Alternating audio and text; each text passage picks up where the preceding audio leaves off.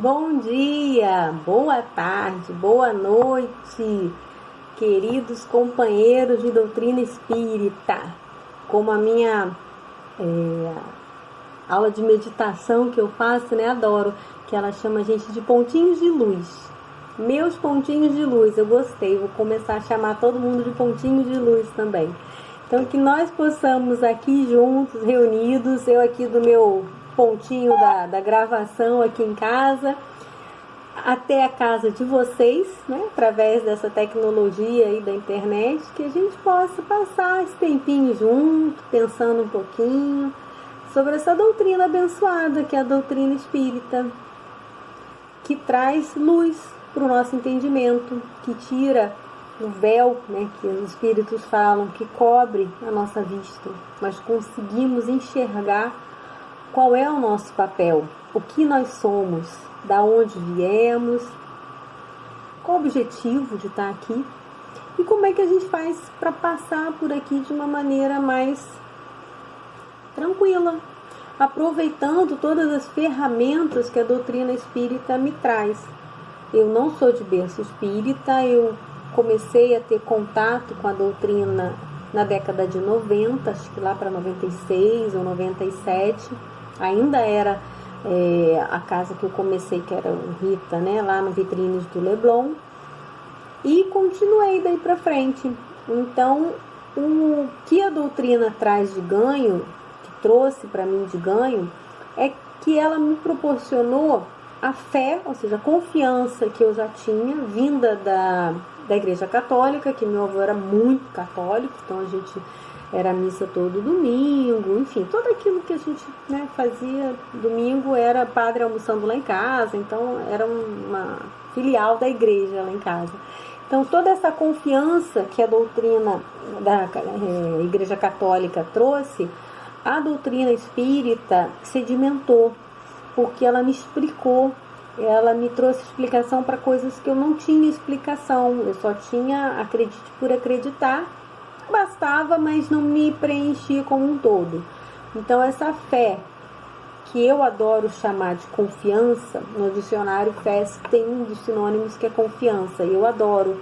Então é essa confiança que eu deposito no meu Deus Criador, nos espíritos superiores, no mecanismo da lei que agora eu entendo. Essa fé raciocinada, essa fé me dá uma confiança que não é abalada quando as dificuldades chegam. É óbvio que a gente é mexida, dependendo do grau de dificuldade, a gente dá um solavanco aí, né? Mas a gente consegue retomar para o prumo e buscar a força para compreender que se eu estou passando por uma situação de dificuldade, é porque eu tenho que passar. É porque ela apareceu para mim, porque foi uma sucessão de eventos que levou a esse cenário. E dentro desse cenário existe um aprendizado. Então, que eu possa extrair esse aprendizado. Então, eu já busco nos mecanismos da doutrina a pacificação, a harmonização para passar para enfrentar aquela pedra no caminho, contornar ou botar ela de lado. Existe uma reflexão muito boa sobre água numa meditação que eu fiz na internet, que nós temos que ser como a água. A água, ela não briga com o obstáculo, ela encontra um caminho para desviar dele.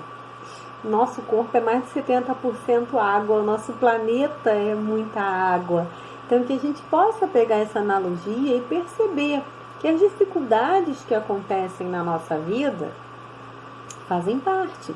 A gente está aqui para desenvolver a inteligência, para desenvolver a amorosidade, né, para buscar praticar perdão,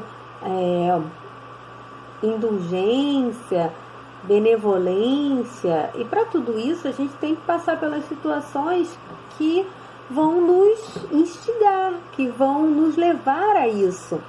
Então a água é isso, que a gente seja um pouco como a água, né, que flui. E é bom que eu estou no Rio de Janeiro, essa palestra está no mundo agora, né, porque vai para a internet e vai para o mundo. Mas eu tô aqui no Rio de Janeiro e é uma bênção, porque é água. E eu moro na Ilha do Governador, então já é uma ilha, então é água para tudo que é lado.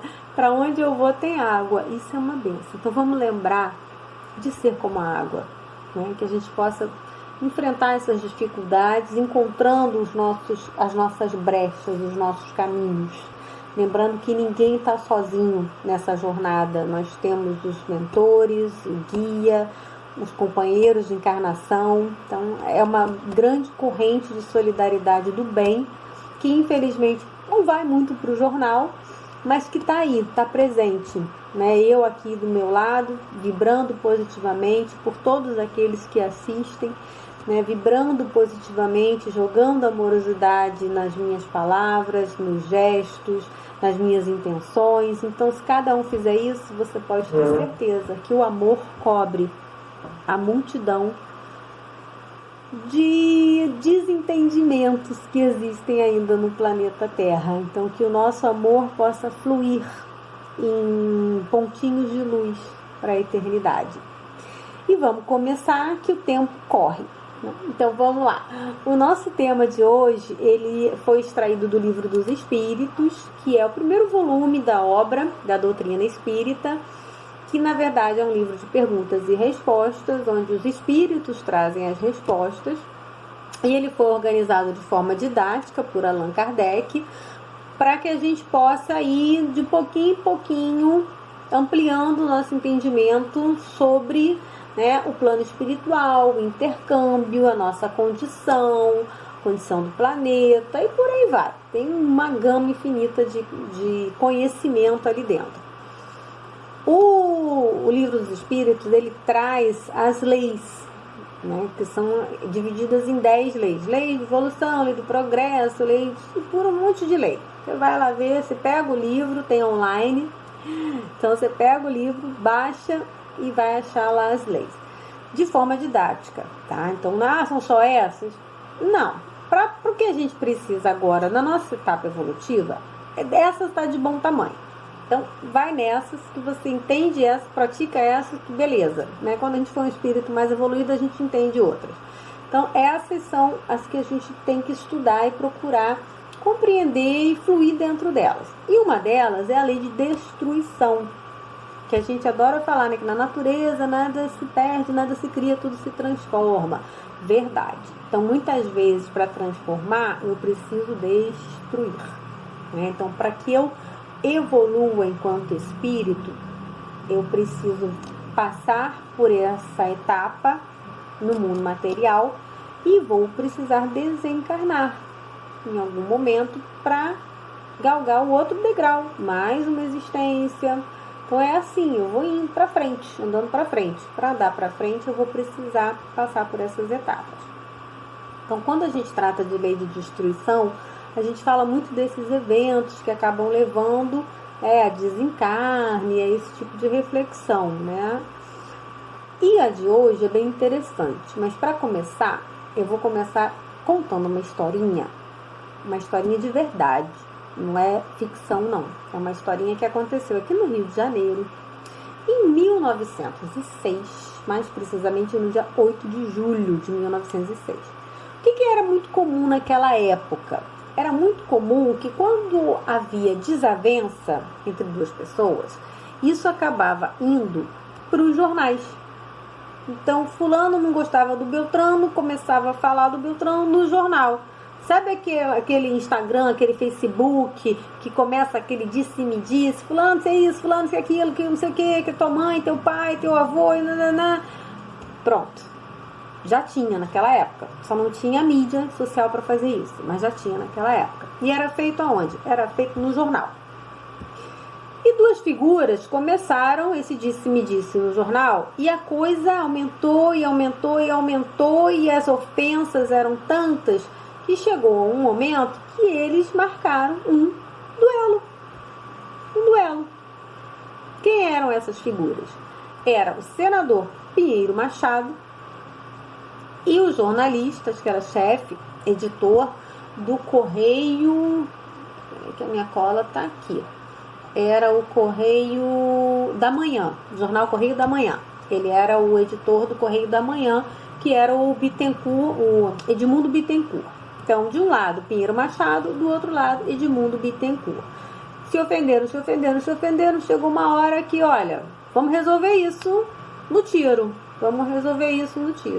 E marcaram, no dia 8 de julho, pela manhã, num lugar remoto, na época, muito remoto na época, bem distante, a praia de Ipanema. Se eu estivesse lá onde essa palestra foi originalmente publicada, que é no Rita de Cássia, no Leblon, eu diria, olha, é ali, ó, seguiu adiante, esse duelo aconteceu ali na praia de Ipanema. E quando deu 8 horas da manhã, com as testemunhas, foram lá os dois, costas, arma na mão, 10 passinhos, viraram e atiraram. Quem levou melhor foi o Pinheiro Machado. Mas, felizmente, o Edmundo Bittencourt não morreu. Só levou um tiro, se recuperou depois e não morreu. Para você ver como não está longe, que a gente fala de duelo, a gente já pensa França, Europa, né, aquela coisa lá. Não, a gente teve duelo aqui no Brasil, aqui no Rio de Janeiro, e de figuras, né, importantes, de figuras que estão aí na nossa história. Para a gente ter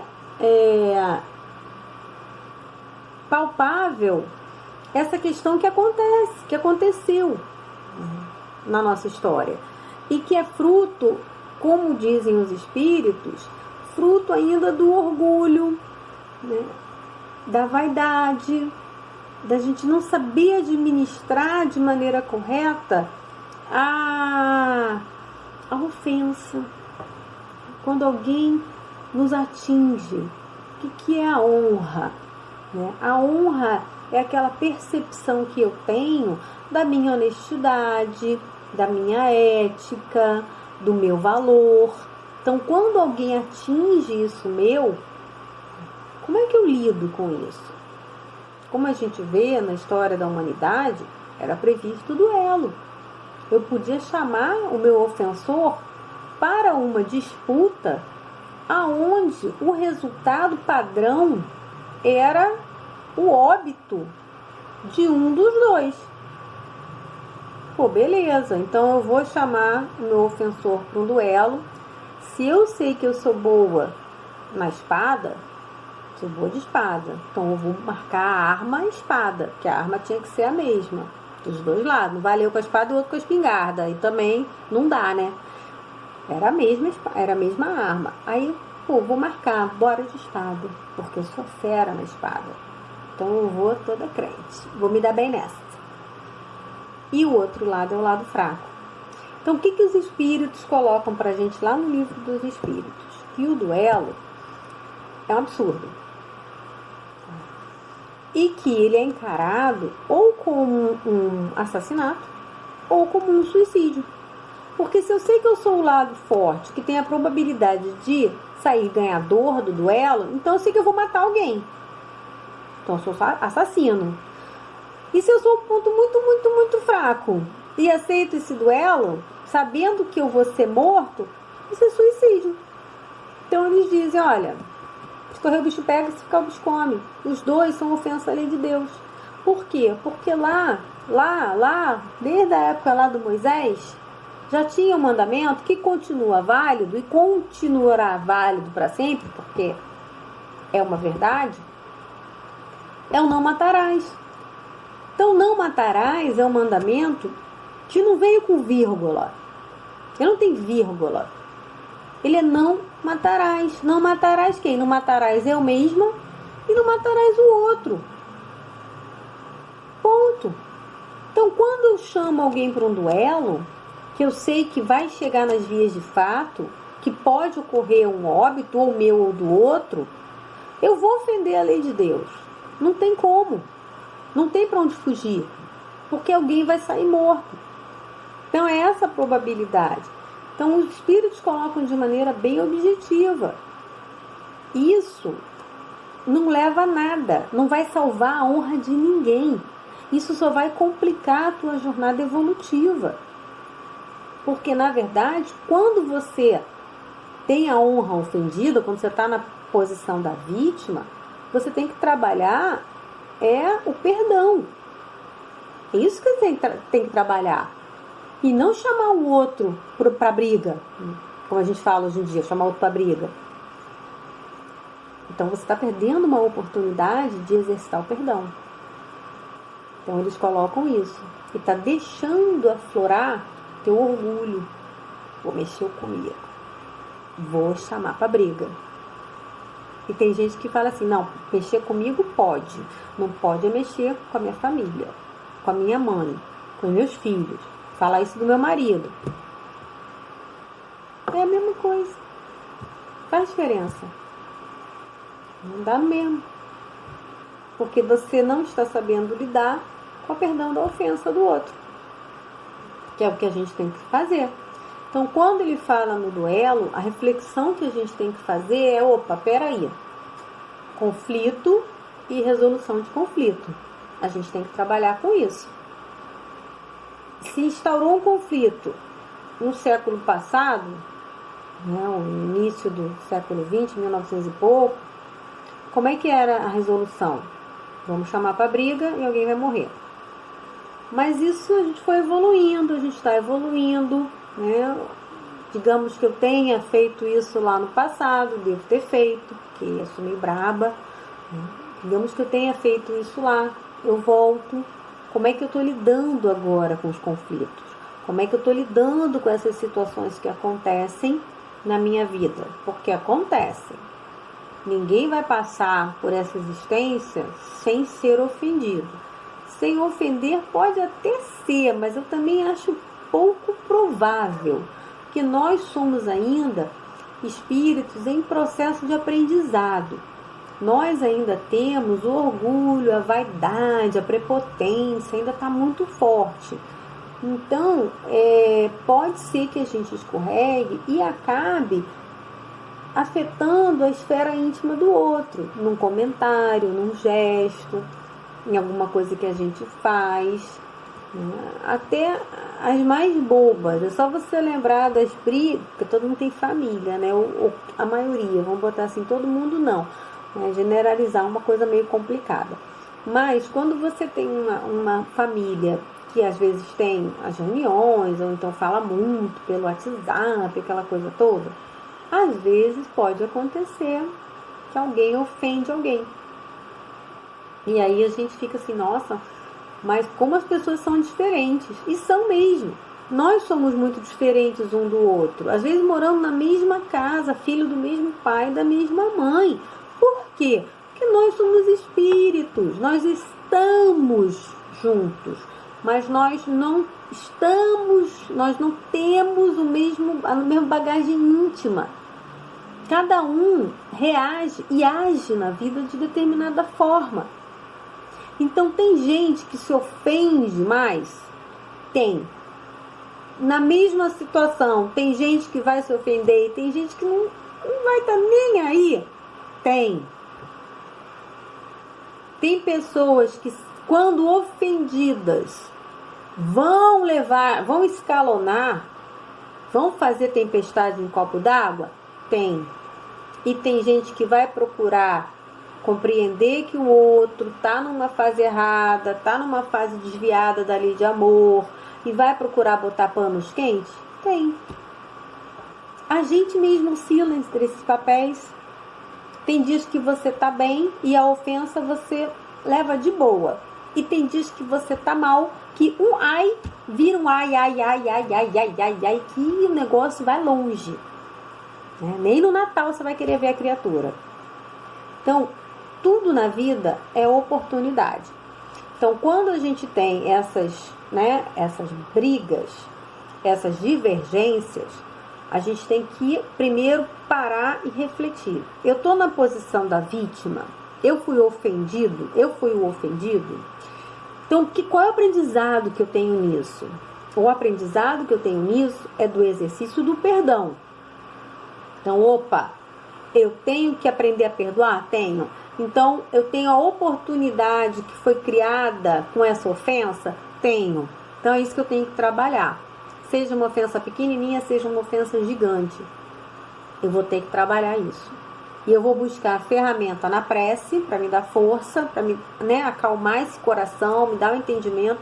E vou buscar na doutrina, que vai me explicar que aquele que ofende, que aquele que prejudica o irmão, ele é um doente da alma. E assim como eu tenho que ter um olhar de amor para o doente da carne, que está com dor na parte de fora, eu também tenho que ter para o doente da alma, que está com dor na parte de dentro. E ele nem percebe, às vezes ele não deixa passar para fora, mas ele está todo destrambelhado por dentro. Que quem machuca o outro está destrambelhado por dentro. Então eu começo esse processo do perdão. Esse é o ensinamento. E quando eu estou do outro lado, quando sou eu que ofendo, eu tenho que buscar o ensinamento da humildade, de reconhecer que eu não estou certo sempre, de reconhecer que eu pisei na bola, de reconhecer que eu fiz besteira e parar com essa, essa coisa de deslocar. Ah, mas eu fiz porque ele fez. Ah, mas eu respondi porque... Ah, eu postei porque ele postou primeiro. Não. Para. Por quê? Porque você não tem desculpa. O ato saiu da gente. Eu escolhi postar, eu escolhi responder, eu escolhi falar. Que Deus, Jesus já trouxe lá atrás, oferece a outra face. O que é isso? Quando acontece alguma coisa que é do meu desagrado, eu tenho que mostrar a outra face. Que outra face é essa que ele trouxe?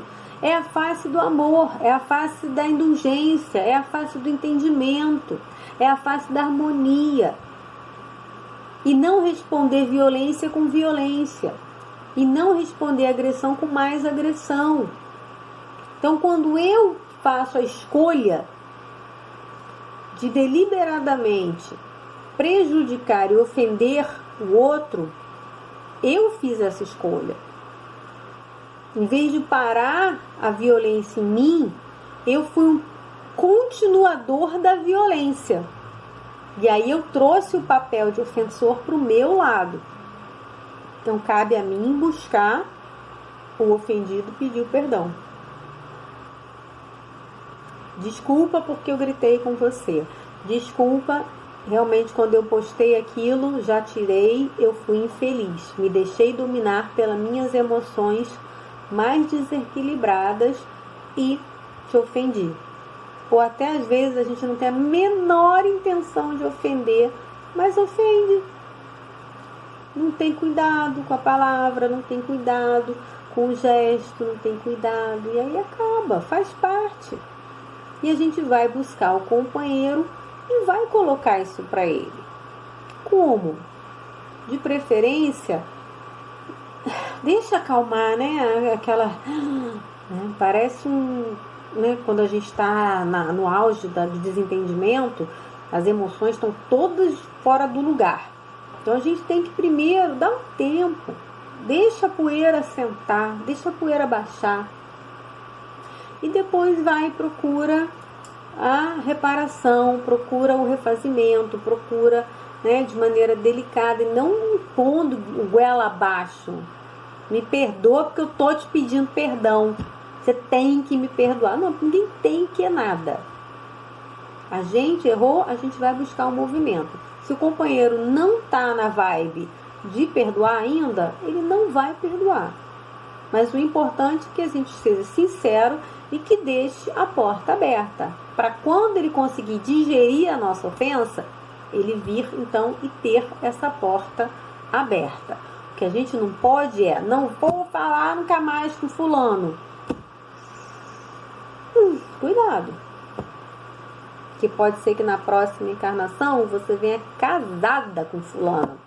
Você venha filha do fulano. Você venha mãe do fulano. Você venha funcionário do fulano. Então, reconcilia-te com teu inimigo enquanto estás a caminho. O que ele quis dizer com isso?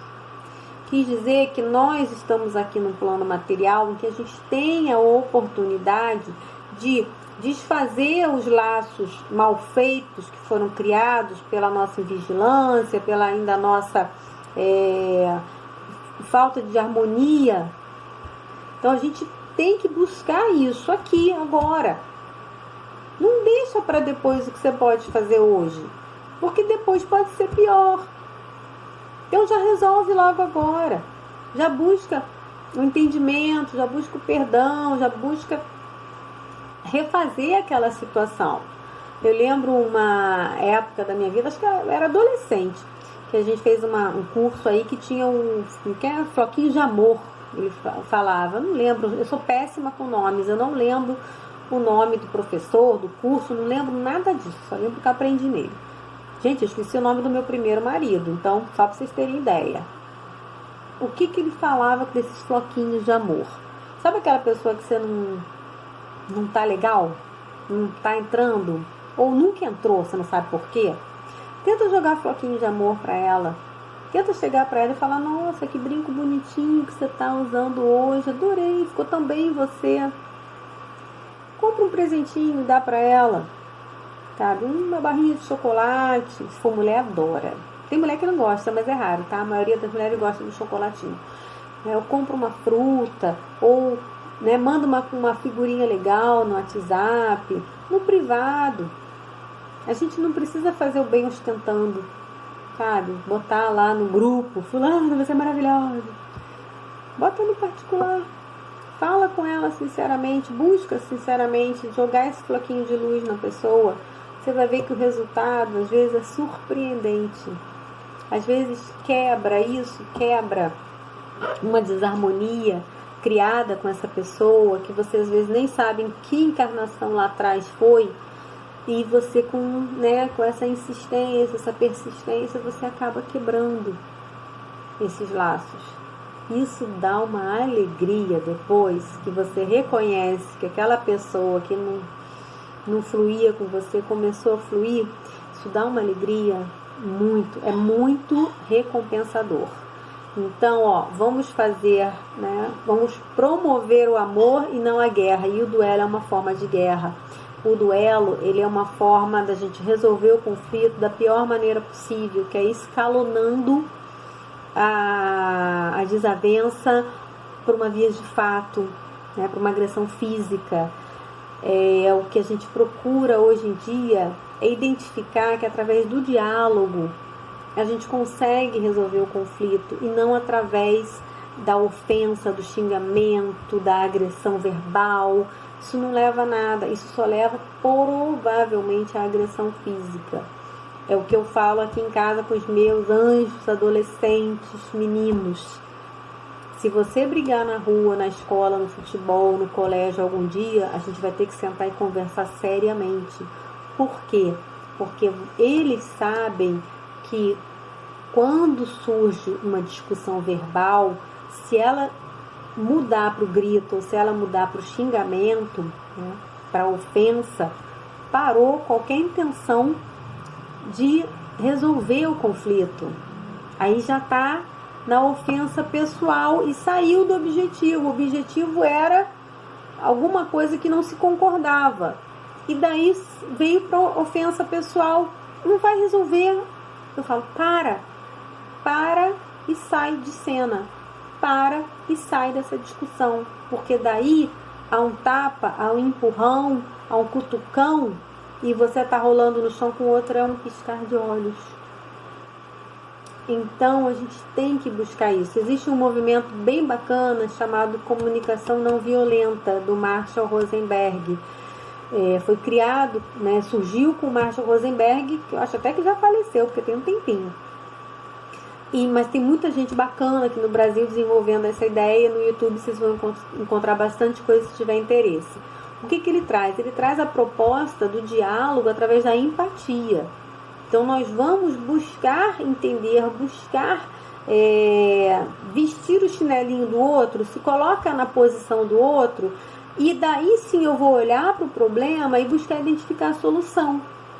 E é engraçado que isso já veio trazido para a gente lá atrás, quando ele disse: não fazer ao outro aquilo que não queres que faça para você, ou fazer ao outro tudo o que for possível. Então, troca de lugar com o próximo, que você vai ver que às vezes a tua visão do problema muda. A gente começa a enxergar o problema de um outro ponto de vista. E quando nós somos sinceros no colocar para o outro aquilo que a gente está sentindo, aquilo que a gente não está gostando, né, e sugerir uma solução, às vezes o resultado é muito bom. Né? Quando você às vezes pode chegar, ele dá alguns exemplos, é bem bacana, eu não lembro de todos não, né? Assiste lá o vídeo, é ótimo, tem dublado e legendado, para quem gosta. Mas é isso, é resolução de conflitos de forma mais pacífica e harmônica. Se a gente aprender a fazer isso, com certeza essas questões de duelo vão deixar de existir. Ué, mas tem duelo ainda? Não acabou? Ou ainda tem gente marcando na praça para dar tiro no outro? Então, olha só. Infelizmente, até esse duelo clássico ainda existe na nossa sociedade. E eu vou te dar um exemplo. Sabe quando tem jogo de futebol? Que uma torcida marca com a outra na rua X, na praça X ou no lugar X para se enfrentar? Pergunto eu para vocês, o que é isso? É um duelo de grupos, mas é um duelo. Um enfrentamento para defender o nome, a honra do time de futebol, que não leva a nada. Eu gosto de futebol, gosto de esporte, conheci meu marido jogando vôlei, mas isso não tem nada a ver com esporte. Isso tem a ver com orgulho, com vaidade, com a lei do mais forte, com um vencer o outro, e chega até a óbito. E é na nossa sociedade contemporânea. Como é que a gente acaba com isso? Acabando com a nossa violência própria, assumindo a postura do pacificador. Se eu quero paz na sociedade, eu tenho que buscar a paz em mim e promover a paz nos diálogos, naquilo que eu penso, da forma com que eu interajo no meio. Aí eu vou ser o pacificador. Aí cada vez mais esses movimentos de agressão vão diminuir. Porque quando eu ouço essa notícia na televisão, se eu entrar no movimento da raiva, da indignação, que todo mundo tem que morrer, que esses jovens que fazem isso têm que morrer, que são absurdos, eu estou agindo com violência e o universo está captando. Essa onda vibratória está saindo, está indo para fora e está contaminando a psicosfera da minha casa, do meu bairro, do meu planeta. Então, se eu quero mais paz e harmonia no planeta Terra, eu preciso começar a transformar o meu íntimo no íntimo pacificador. Eu tenho que procurar as situações do dia a dia que vão me levar a respostas violentas e transformar isso em respostas pacíficas. E transformar isso, quando eu não posso fazer nada, como nessa questão, né, do exemplo que eu dei, das brigas de torcida, a prece por esses espíritos, que eles sejam iluminados, que eles sejam, que o amor chegue até eles, que os mentores deles consigam uma brecha para, né, resgatar e tirar dessa enquanto está a caminho. Porque eu não quero que ninguém se perca. Lembra da história do Ubuntu? O Ubuntu é uma história que circula muito na internet, de um estudioso que estava na África e ele propôs uma brincadeira para ver a reação das crianças. Era um estudioso, então ele queria ver como é que as crianças africanas iriam reagir a essa proposta. E o que ele fez? Fez uma linha no chão, botou todas as crianças do lado de cada linha e lá do outro lado, né, uma certa distância, ele botou um cesto cheio de guloseimas, doces, balas, aquela coisa, né, maravilhosa. E explicou para as crianças: quando eu falar já, vocês vão sair correndo, vão até o cesto. Quem chegar primeiro vai ganhar o cesto e vai poder comer todas as guloseimas. E ele contou já. Quando ele falou já, Para surpresa e espanto dele, as crianças todas deram as mãos umas às outras e correram juntas. E chegaram no cesto juntas e sentaram e dividiram a bala. Aí o pesquisador chegou lá e falou: ué, vocês não entenderam o que eu falei? Eu falei que quem chegasse primeiro ia ganhar todas as balas, ia ficar com tudo. Aí uma das crianças virou para ele e falou: não, tio, a gente entendeu, mas é Ubuntu. Ubuntu? O que quer dizer isso? Ubuntu é uma palavra que no dialeto deles quer dizer eu sou porque todos somos. Como é que eu vou ser feliz se o outro não está feliz? Como é que eu vou ser feliz comendo sozinho o cesto de guloseimas e os outros me olhando tristes porque não puderam comer as guloseimas? Então eu só serei feliz quando todos forem felizes. Então, se a gente tiver mais esse pensamento do Ubuntu, né, a gente precisa de gente para viver. A gente precisa de outras gentes para praticar a lei de amor, para praticar o perdão, para praticar a fraternidade. Então, eu serei feliz quando os que estão em volta de mim puderem compartilhar dessa felicidade. Isso é um olhar fraterno. Então, que a gente tenha esse olhar Ubuntu quando tiver a situação. Porque se o outro me agride, ele não está feliz, ele não está bem. E eu quero que ele fique bem. Então, eu vou fazer a minha prece, vou me harmonizar, vou me colocar no eixo para não dar uma resposta violenta e deixar o que não está bem pior ainda. E quando eu estiver virada no giraia e ofender o próximo, que eu possa ter esse olhar fraterno primeiro comigo, entender que eu não sou perfeita, que eu sou passível de erro sim, não quero mais errar, mas erro. E aí seguir para um mecanismo do refazimento, de buscar de forma delicada e pacífica a paz do outro. Retomar a paz do outro. E que nesses tempos de internet, de modernidade, a gente entenda que essas mídias sociais, esses grupos, né, a gente se manifesta neles e sofre a manifestação e muitas vezes a crítica dos outros, parentes, amigos, desconhecidos. É um vale tudo de internet, que a gente possa fluir melhor nesse meio, nessa mídia eletrônica, que a gente busque ela para promover o bem, para promover ideias positivas, ideias que vão buscar o melhor do outro, né? De quem está ouvindo, de quem está vendo aquilo que a gente está postando, buscar o melhor dele, porque o pior vem rapidinho. É só postar alguma coisa que não vai cair bem no gosto do povo que você vê que surge de tudo que é lado.